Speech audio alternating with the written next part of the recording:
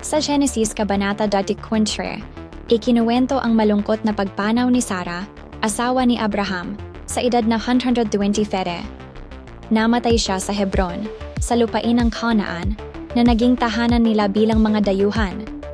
Lubos ang pagdadalamhati ni Abraham para sa kanyang minamahal na asawa. Dahil hindi siya tubong lupa roon, nagpasya siyang bumili ng isang lugar upang mailibing si Sarah ng maayos. Lumapit siya sa mga Heteo, mga naninirahan sa lupaing iyon, at mapagpakumbabang nakiusap na magbigay sila ng isang libingan. Ipinakilala ng mga Heteo si Ephron, anak ni Zohar, na may pagmamay-ari ng isang parang at yungib sa Makpela. Bagamat inalok ni Ephron na ibigay ito ng libre, iginiit ni Abraham na babayaran niya ito ng buong halaga.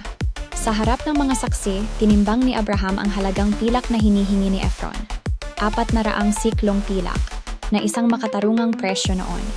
Sa wakas, nakuha ni Abraham ang parang at yungib ng Makpela bilang kanyang pag-aari, at doon niya inilibing si Sarah. Ang pagbiling ito ay simbolo ng pangako ng Diyos kay Abraham na magkakaroon siya ng sariling lupain, at ang Makpela ay naging unang pag-aari ng kanilang pamilya sa Canaan, na nagsilbing pundasyon ng kanilang pamana sa lupaing ipinangako ng Diyos.